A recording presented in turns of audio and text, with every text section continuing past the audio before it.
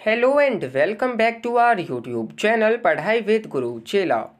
Dear students, I hope all are you doing well and taking proper care of yourself. Dear students, मुझे उम्मीद है कि आप सभी अच्छे होंगे, सेफ होंगे एंड बेहतर तरीके से अपने सेमिस्टर एग्जामिनेशंस की प्रिपरेशंस कर रहे होंगे. डियर स्टूडेंट्स, आज इस PYQ सीरीज़ की नेक्स्ट वीडियो के अंदर हम डिस्कस करने जा रहे हैं BA honours political science semester 6th के second core course which is Indian political thought part second के past year OBE question paper को देखने, जानने और समझने का प्रयास करने जा रहे हैं कि क्या बेसिक पैटर्न रहा है क्वेश्चंस को पूछने का, क्या बेसिक थीम रही है क्वेश्चंस को पूछने की, क्या मैक्सिमम मार्क्स रहे हैं एंड किस किस टाइप के क्वेश्चंस को पूछा गया है, क्या एक बेसिक आइडिया रहा है क्वेश्चंस को पूछने का. सो डियर स्टूडेंट्स, आइए वीडियो को स्टार्ट करते हैं एंड डिस्कस करते हैं आपके second core course Indian political thought part second के पास्ट ईयर 2K21 के OBE क्वेश्चन पेपर को. आपको बताएंगे भी कि आप क्वेश्चंस का जवाब जो है किस प्रकार दे सकते हैं, क्या एक बेसिक आइडिया होता है, क्या एक बेसिक स्ट्रक्चर होता है, क्या एक बेसिक पैटर्न होता है किसी भी आंसर को रिप्रेजेंट करने का, किस प्रकार आप एक इफ़ेक्टिव आंसर जो हैं वो रिप्रेजेंट कर सकते हैं. इन सभी के बारे में इस वीडियो में हम चर्चा करेंगे. सो आप बने रहिए इस वीडियो के साथ, वीडियो को एंड तक जरूर देखें. डियर स्टूडेंट्स, आप देख सकते हैं ये है Indian political thought part second का पास्ट ईयर 2K21 का OBE क्वेश्चन पेपर, जिसमें आप देख सकते हैं यहाँ पर मेंशन है कि योर रोल नंबर यानी कि आपका अनुक्रमांक, द नेक्स्ट है serial number of question paper यानी कि प्रश्न पत्र का क्रमांक, द नेक्स्ट है most important thing which is unique paper code. इस सब्जेक्ट का जो यूनिक पेपर कोड है वो है 12321602. द नेक्स्ट है नेम ऑफ द कोर्स यानी कि पाठ्यक्रम का नाम आप देख सकते हैं BA ऑनर्स पॉलिटिकल साइंस इस पाठ्यक्रम का नाम है. देन नेक्स्ट है टाइटल ऑफ द पेपर या फिर आप कह सकते हैं नेम ऑफ द पेपर या फिर नेम ऑफ द सब्जेक्ट. तो देखिए Indian political thought part second का ये OBE क्वेश्चन पेपर है. अगर हम सेमिस्टर या फिर एनुअल की बात करें तो ये थर्ड ईयर 6th सेमिस्टर का OBE क्वेश्चन पेपर है. देन नेक्स्ट अगर हम बात करें टाइमिंग की तो देखिए जैसे कि आपको पता है कि OBE फॉर्मेट में जब आपके एग्जामिनेशंस कंडक्ट होते हैं तो आपको 3 प्लस एडिशनल 1 आवर आपको दिया जाता है, जिसमें टोटल 4 आवर्स आपको दिए जाते हैं, जिसमें 3 आवर्स आपको दिए जाते हैं आंसर राइटिंग के लिए एंड जो एडिशनल 1 आवर आपको दिया जाता है वो दिया जाता है क्वेश्चन पेपर को पोर्टल से डाउनलोड करने के लिए एंड जो आपकी आंसर स्क्रिप्ट हैं उनको पोर्टल पर अपलोड करने के लिए. देन डियर स्टूडेंट्स, इस बार आपके ऑफलाइन एग्जामिनेशंस हैं तो इस बार आपको 30 मिनट्स जो हैं एक्स्ट्रा दिए जा रहे हैं. आपका एग्जामिनेशन जो है वो 3 घंटे की बजाय 3.5 घंटे का होगा, जिसमें आपको 30 मिनट्स इस बार एक्स्ट्रा प्रदान किए जा रहे हैं. डियर स्टूडेंट्स, अगर हम मैक्सिमम मार्क्स की बात करें तो 75 मार्क्स का आपका ये क्वेश्चन पेपर रहा है. एज वेल जैसे ऑफलाइन एग्जामिनेशंस में 75 मार्क्स का होता है उसी प्रकार आपका OBE एग्जामिनेशंस भी 75 मार्क्स का होता है. ठीक है, यानी कि जो आपका ऑफलाइन एग्जामिनेशंस होंगे वो भी 75 मार्क्स के होंगे. देन स्टूडेंट्स, यहाँ पर एक नोट गिवन है जो कि कैंडिडेट्स को स्टूडेंट्स को फॉलो करना है. ये है कि आंसर्स में be written either in English और Hindi but the same medium should be followed throughout the paper. इस प्रश्न पत्र का उत्तर अंग्रेजी या हिंदी किसी एक भाषा में दीजिए, लेकिन सभी उत्तरों का माध्यम एक ही होना चाहिए. देखिए स्टूडेंट्स, ये मैंने आपको काफ़ी वीडियोज़ में बताया है, आप किसी भी एक मीडियम में आंसर जो हैं वो दे सकते हैं, चाहे आप इंग्लिश मीडियम में दें चाहे आप हिंदी मीडियम में दें. ठीक है, लेकिन आपको थ्रू आउट द पेपर एक ही मीडियम यूज़ करना है. ठीक है, एक ही मीडियम आपको यूज़ करना है, एक ही मीडियम में आपको आंसर जो हैं वो लिखने हैं. ये नहीं कि आपने फर्स्ट क्वेश्चन का आंसर इंग्लिश मीडियम में लिख दिया देन सेकंड का आंसर आपने हिंदी मीडियम में. इस प्रकार आपको नहीं करना है. आपको एक ही मीडियम एक ही माध्यम में आंसर जो हैं वो लिखने हैं, चाहे हिंदी मीडियम में लिखें चाहे इंग्लिश मीडियम में लिखें. Then attempt any 4 questions. यहाँ पर जितने भी नंबर ऑफ क्वेश्चंस गिवन हैं उनमें से आपको एनी 4 क्वेश्चंस को अटेम्प्ट करना है जो आप पे बेहतर तरीके से आते हों. All questions carry equal marks. सभी के सभी क्वेश्चंस के मार्क्स जो हैं इक्वली डिवाइडेड किए गए हैं. देन स्टूडेंट्स, आइए देखते हैं क्वेश्चन नंबर फर्स्ट को, जो पूछा है discuss Swami Vivekananda's thoughts on social reforms in India. Bharat में सामाजिक सुधारों पर स्वामी विवेकानंद के विचारों की विवेचना कीजिए। देखिए, आपको क्वेश्चन पेपर को मिलते ही एटलीस्ट 10 से 12 मिनट देने हैं उसको अच्छे प्रकार से रीड करने के लिए। अच्छे प्रकार से आपको क्वेश्चंस को पढ़ना है, समझना है। हर एक क्वेश्चन को आपको कम से कम 2 से 3 बार अच्छे प्रकार से पढ़ना है, क्योंकि आंसर जो है कहीं ना कहीं क्वेश्चन में ही छिपा होता है। ठीक है स्टूडेंट्स, अगर आपने हमारी इस वीडियो को नहीं देखा है कि किस प्रकार आप आंसर जो है लिख सकते हैं, how to write best answers in university exam, तो उस वीडियो का लिंक हमने इस वीडियो के डिस्क्रिप्शन बॉक्स में प्रोवाइड करा दिया है। आपको सिंपली क्लिक करना है एंड उस वीडियो को देख लेना है, जान लेना है कि क्या बेसिक पैटर्न होता है आंसर को लिखने का, किस प्रकार आप एक इफेक्टिव आंसर जो है रिप्रेजेंट कर सकते हैं। सो डियर स्टूडेंट्स, आइए क्वेश्चन को एक बार और पढ़ते हैं। Discuss Swami Vivekananda's thoughts on social reforms in India. Bharat में सामाजिक सुधारों पर स्वामी विवेकानंद के विचारों की विवेचना कीजिए। सो देखिए, ये जो आपकी यूनिट है ये है आपकी यूनिट 4 विवेकानंदा आइडल सोसाइटी। तो देखिए, यूनिट 4 के अंदर से बेसिकली ये क्वेश्चन जो है पूछा गया है। तो देखिए, जैसे कि हमने बताया है कि हर एक आंसर में 3 पॉइंट्स अगर आप मेंशन कर आते हैं तो आंसर जो है काफ़ी इफेक्टिव लगता है, काफ़ी अच्छा लगता है। फर्स्ट पॉइंट होता है इंट्रोडक्टरी यानी कि इंट्रोडक्शन पार्ट, सेकंड पार्ट होता है बॉडी और structure part, then last one third part होता है कंक्लूजन और डिस्कशन पार्ट। अगर आप इन पॉइंट्स को, इन पार्ट्स में क्वेश्चंस को, आंसर्स को लिख कर आते हैं तो आंसर जो है काफ़ी इफेक्टिव लगता है एंड जो एग्जामिनर है जो चेक करता है आपकी कॉपीज़, उसको काफ़ी अच्छा लगता है आपको अच्छे मार्क्स देना। ठीक है स्टूडेंट्स, सो देखिए इसमें भी आपको इंट्रोडक्शन लिखना है, ठीक है, बॉडी एंड स्ट्रक्चर पार्ट लिखना है, कंक्लूजन एंड डिस्कशन पार्ट लिखना है।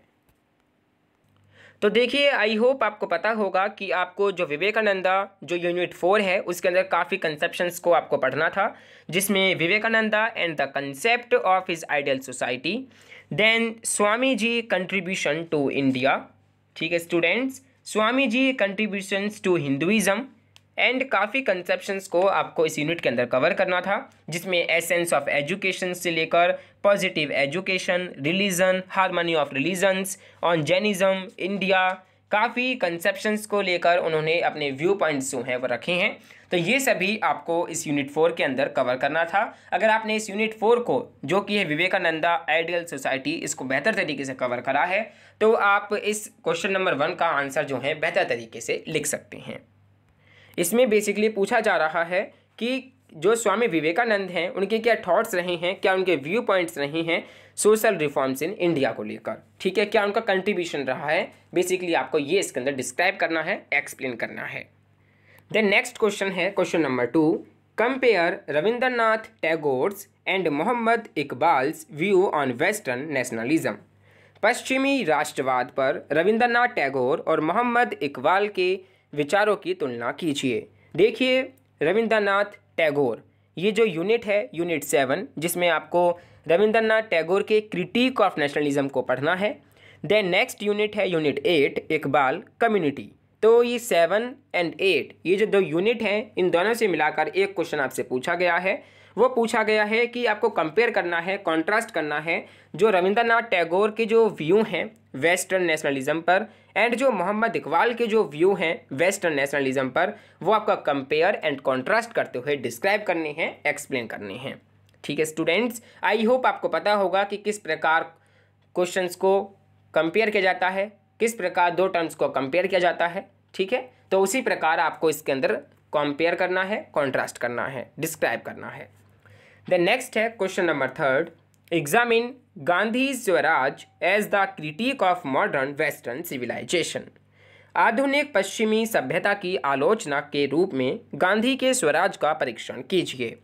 ये आपकी यूनिट, जो आपकी यूनिट है यूनिट 5 गांधी, जिसमें आपको गांधी जी का जो थॉट स्वराज को लेकर है, जो व्यू पॉइंट है, वो आपको कवर करना है। तो देखिए, इसमें पूछा है कि Gandhi Swaraj as the critic of modern western civilisation.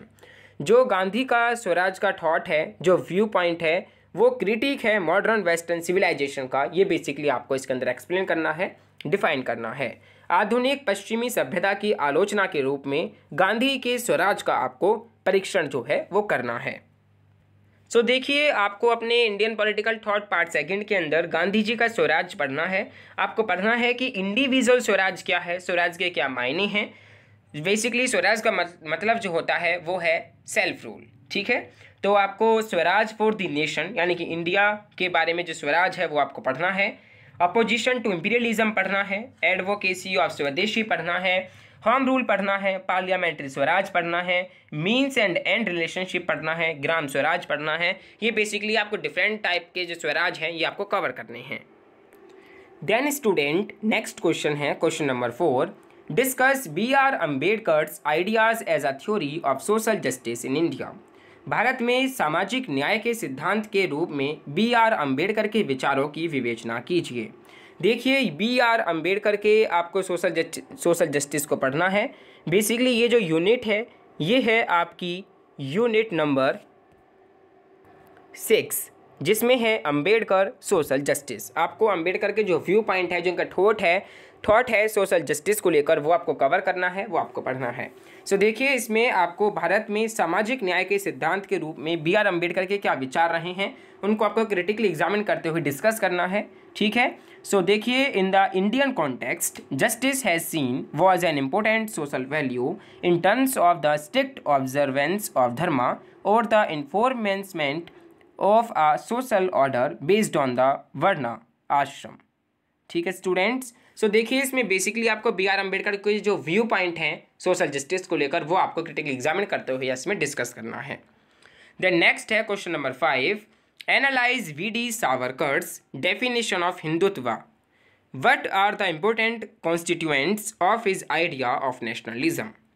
V.D. Savarkar की हिंदुत्व की परिभाषा का विश्लेषण करें।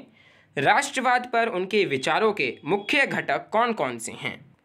सो देखिए स्टूडेंट्स, ये बेसिकली आपकी जो यूनिट है, यूनिट नंबर 9 सावरकर हिंदुत्व, उसके अंदर से ये क्वेश्चन बेसिकली पूछा गया है, जिसमें आपको एसेंशियल्स ऑफ हिंदुत्व पढ़ने हैं, जिसमें आपको एसोसिएशंस इन हिंदुत्व मूवमेंट पढ़नी है।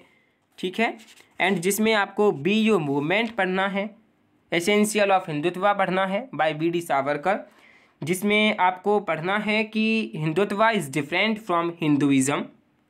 What is Hindu, name older still, then Hindus are nation, how names are given। ठीक है स्टूडेंट्स, सो देख लीजिए, इसमें आपको काफ़ी कंसेप्शंस कवर करने हैं जो कि हिंदुत्व से रिलेटेड हैं। सो ये जो क्वेश्चन है काफ़ी स्ट्रेट फॉरवर्ड क्वेश्चन पूछा है हिंदुत्व को लेकर। आपको सबसे पहले इसमें एक्सप्लेन करना है कि क्या मायने हैं हिंदुत्व के। ठीक है, क्या मायने हैं, क्या डिफरेंट कॉन्टेक्स्ट में इसके अर्थ हैं, मीनिंग हैं। देन स्टूडेंट्स, अगर हम बात करें नेक्स्ट क्वेश्चन की, तो नेक्स्ट क्वेश्चन है question number 6। Comment on Nehru's understanding of religion and secularism. ये आपकी सेकंड लास्ट यूनिट 10 के अंदर से पूछा गया है, जिसमें आपको नेहरू के सेक्युलरिज्म के कंसेप्शंस को पढ़ना है, कवर करना है। धर्म और पंथ निरपेक्षता के बारे में नेहरू की समझ पर टिप्पणी कीजिए। आपको कमेंट करनी है जो नेहरूज की अंडरस्टैंडिंग है रिलीजन की एंड सेक्युलरिज्म की। आई जस्ट होप कि आपको पता होगा कि Nehruism was the political ideology of Jawaharlal Nehru, India's first prime minister.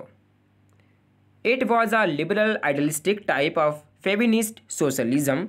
Other point of date, Nehru said he agreed a lot with communist and find many similarities with more orthodox communism and his foreign policy more pro-Soviet that it could at first appear। सो देखिए, इसमें आपको पढ़ने हैं कि Nehru and his views on secularism.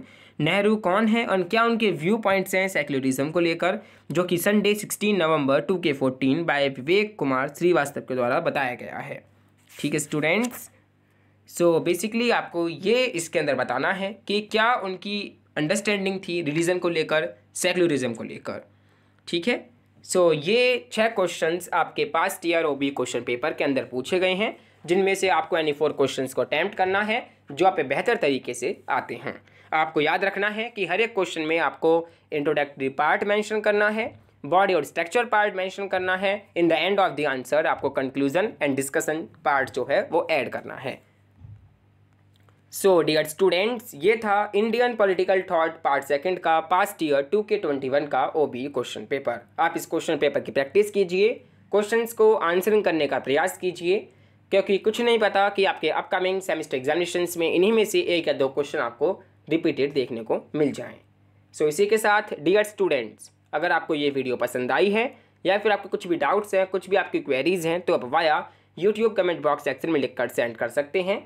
और अगर आपको ये वीडियो वाकई पसंद आई है, वाकई आपको ये इन्फॉर्मेटिव लगी है, हेल्पफुल लगी है, तो प्लीज़ वीडियो को लाइक एंड शेयर करना ना भूलें। अगर आप हमारे चैनल पढ़ाई विद गुरुचिला पर नए हैं तो प्लीज़ नोटिफिकेशन बेल आइकन को प्रेस करते हुए हमारे चैनल को सब्सक्राइब करना भी ना भूलें, जिससे आने वाली वीडियोज़ की नोटिफिकेशंस आपको मिलती रहें, आपसे किसी प्रकार का नोटिफिकेशन, किसी भी प्रकार का वीडियो मिस ना हो। इसी के साथ dear students, thank you for watching this video and good wishes for your upcoming semester examinations.